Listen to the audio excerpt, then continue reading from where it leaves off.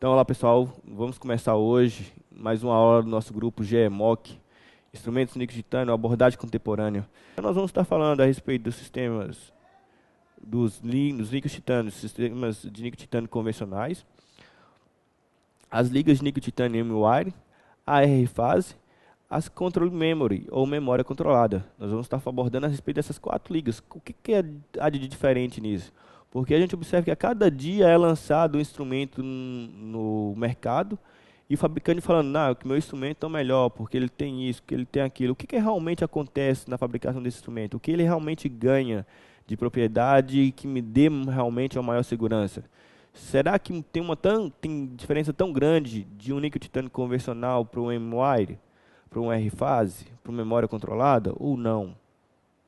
Além disso, na cinemática, todos os instrumentos de níquel titânio começaram com a cinemática de giro contínuo, ou seja, eu tinha 360 graus o tempo todo. E de 2012 para cá, a gente começou com os instrumentos reciprocantes, que apresentavam um movimento reciprocante. O que esse instrumento, o que esse movimento reciprocante trouxe de vantagem? E agora a gente tem a presença do movimento híbrido, que está relacionado ao instrumento TF Adaptive. O que esse instrumento tem de interessante? O que esse movimento traz de interessante para a gente? Isso realmente é bom? Então a gente vai estar abordando isso na nossa aula de hoje. Então, falando das principais características dos instrumentos de níquel titânio, eles apresentam duas características principais, que é a superelasticidade e a memória de forma. Essas duas características estão diretamente relacionadas à composição dessas ligas, à estruturação dessas ligas. Então, em relação à memória de forma, quando eu tensiono esse instrumento, submeto esse instrumento a tensão, ao estresse, ele acompanha, ele consegue realizar aquela curvatura, e após realizar a curvatura, quando eu removo esse estresse, ele volta para sua forma original. Devido a essa superelasticidade, eu consigo fazer aquelas curvaturas abruptas sem pré-curvar o instrumento, porque é uma característica intrínseca desse material. Mas, no entanto, a gente pode observar na imagem do slide à direita que essa característica de memória de forma, quando eu tenho o canal com a curvatura acentuada, não é interessante para mim. Porque se o instrumento tende sempre a voltar à sua forma original, então ele tem sempre tendência de voltar a ficar reto. Então, durante o momento, durante uma situação clínica que eu estou fazendo na instrumentação de um canal curvo, ele vai estar acompanhando a curvatura. Mas ao mesmo tempo que ele está acompanhando a curvatura, que ele tem a superelasticidade, ele tem uma tendência sempre de voltar para a forma reta. E aí eu começo a ter aquelas situações de desvios que são bem evidentes, se a gente olhar na imagem, nessa raiz mesovestibular, onde eu tenho a presença de desvio acentuado na região apical. Por isso que toda vez que a gente vai trabalhar com instrumento de níquel titânio, quando o fabricante fala trabalhar no comprimento por no máximo 2, 3, 4 segundos, 5 segundos no máximo, um dos motivos é evitar essa situação de desvio. Porque se eu trabalho por mais 5 segundos naquele comprimento, com aquele instrumento, eu vou ter uma tendência muito grande de desviar por conta da memória de forma. E isso vai estar relacionado à apresentação desse instrumento, em relação às fases desse instrumento. Então, as ligas de níquel titânio, todas elas apresentam duas fases características, que são a fase austenita e a fase martensita. Se a gente pensar nessas duas fases, a gente vai entender que a fase austenita é responsável pela memória de forma e a fase martensita ela é responsável pela superelasticidade. Então, se o instrumento está na fase austenita, ele está sempre tendendo a voltar para a sua forma original. Se ele está na fase martensita, ele vai ter superelasticidade e não vai pensar, não vai voltar à sua forma original. Além dessas duas fases, são características de todas as ligas de níquel titânio, a gente tem uma terceira fase, que é a fase R, que a gente vai discutir um pouquinho mais à frente. Toda vez que eu pego um instrumento na fase martensita, que é aquela fase responsável pela memória de forma, se eu aqueço o instrumento na fase martensita, ele começa a se transformar em austenita. E aí nós teremos a situação de duas temperaturas importantes nesse processo, que é a temperatura de transformação austenita inicial, que é quando o instrumento está na fase martensita, eu começo a aquecer ele, ele começa a transformar em austenita. E aí a gente vai ter uma temperatura para que essa transformação comece. Essa é a temperatura de transformação austenítica inicial. E depois há uma transformação completa desse instrumento, da composição desse instrumento de fase martensita para fase austenita. E aí que a gente tem a temperatura de transformação austenítica final. Por outro lado, se eu tenho um instrumento na fase austenítica, que são os instrumentos convencionais, a partir do momento que eu resfrio esse instrumento, eu tenho a transformação da fase austenítica para a fase martensítica. E aí a gente vai ter as duas temperaturas, as duas faixas de temperaturas de transformação, que eu vou ter a temperatura de transformação inicial da fase martensítica e a temperatura final de transformação martensítica. Aqui a gente pode observar em um vídeo onde eu tenho um instrumento F2 de níquel titânio, instrumento ProTaper, e que ele está curvado. Quando ele está curvado, eu tenho uma tensão, e essa tensão faz com que ele esteja praticamente todo na fase martensítica, ou seja, ele tem superelasticidade. Então, ele é um instrumento austenítico, que quando é levado à tensão, a um estresse, ele passa a fase martensítica.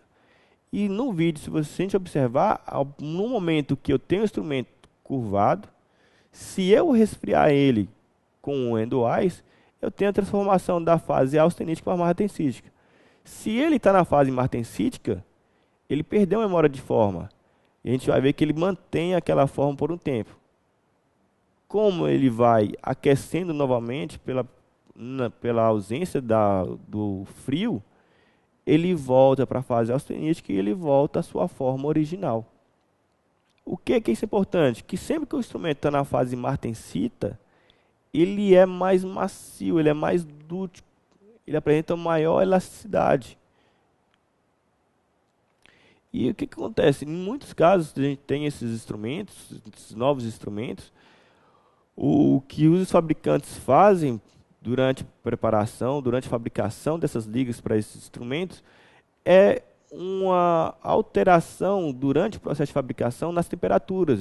Essas ligas são submetidas a altas temperaturas e baixas temperaturas por determinados períodos de tempo e que a gente não tem acesso. A gente sabe que o tratamento desse material, desse instrumento, é por meio de aquecimento e resfriamento.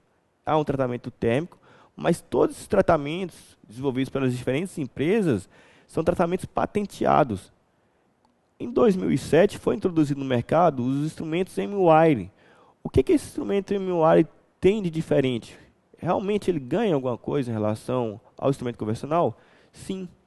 Esse instrumento ele é submetido a um tratamento térmico e durante esse tratamento térmico o fabricante consiga que a temperatura ambiente o instrumento tenha na sua composição fase austenita e fase martensita.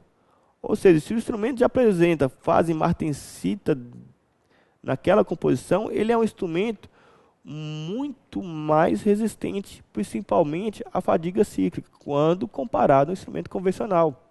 Dentro desses instrumentos, nós vamos ter os instrumentos Wave One, os instrumentos Reciproc, ProGlide, Petfire, Profile, Vortex, ProTaper Next, o GT Series X.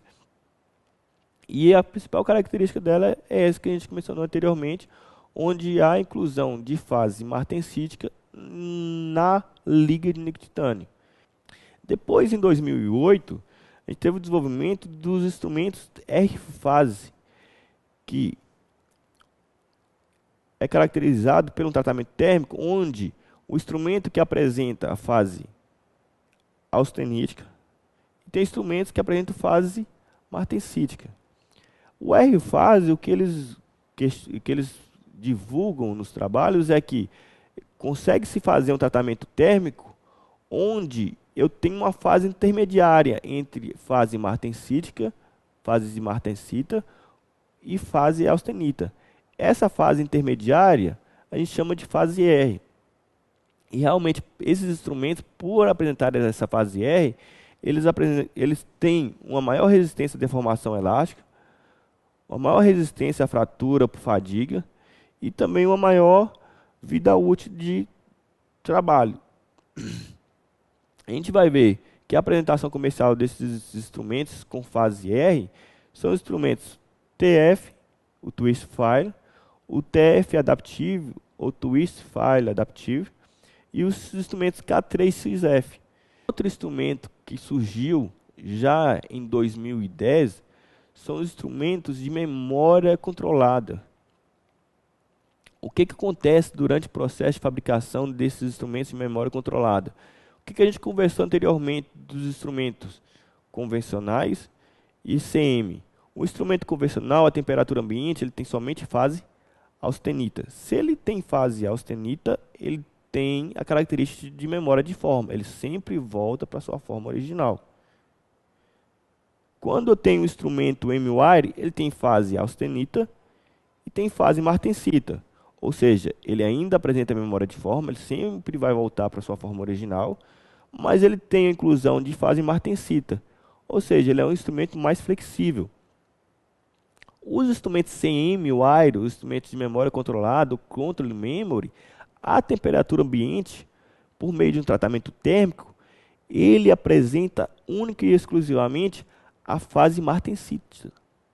Se ele apresenta a fase martensita, ele não tem memória de forma. Ou seja, é um instrumento que eu posso pré-curvá-lo, e a partir do momento que eu pré-curvo esse instrumento, ele só tem fase martensita, ele não tem fase austenita, ele não volta para sua forma original.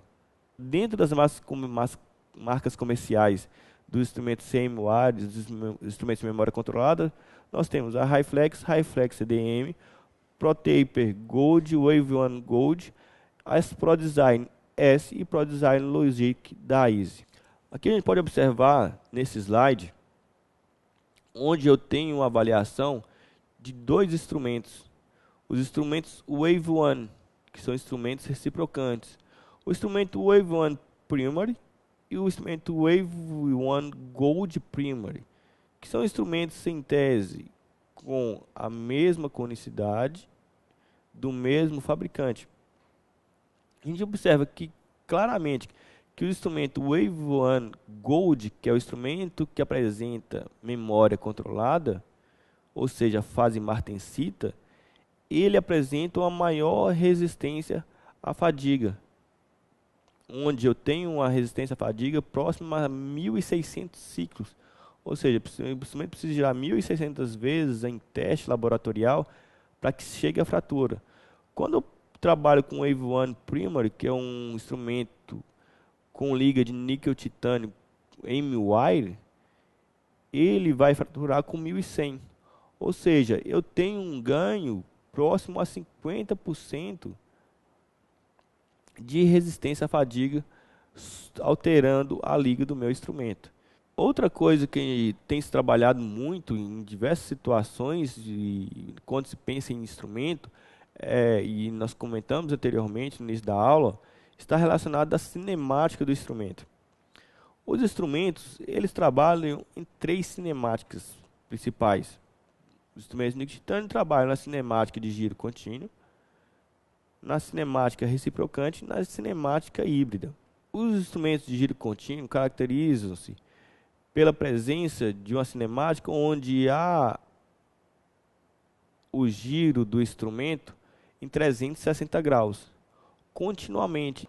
Foi desenvolvido o movimento reciprocante. Esse movimento reciprocante é característico hoje de dois instrumentos, de dois sistemas no mercado, que são os instrumentos reciproque e wave one. O que caracteriza esses instrumentos? Enquanto os instrumentos rotatórios de giro contínuo trabalham sempre com área de corte à direita, os instrumentos reciprocantes trabalham com corte à esquerda. Então, eles apresentam um avanço maior no sentido anti-horário, onde ele vai estar executando o corte da dentina, vai estar executando o preparo do canal radicular.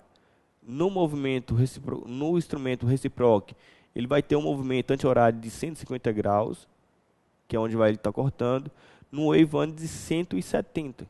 A partir do momento que ele corta com esse movimento anti-horário, ele faz um movimento horário de 30 graus no reciproque e 50. Então, a partir do momento que ele começa a trabalhar com corte à esquerda, quando ele faz esse retorno para o movimento horário de 30 a 50 graus, eu tenho uma redução do estresse na liga. E essa redução no estresse na liga vai reduzir muito o risco à fratura.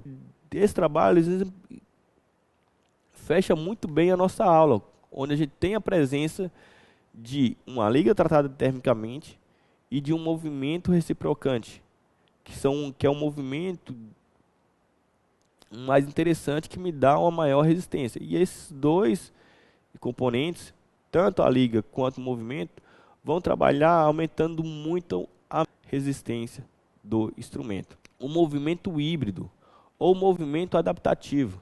O que é esse movimento híbrido ou movimento adaptativo?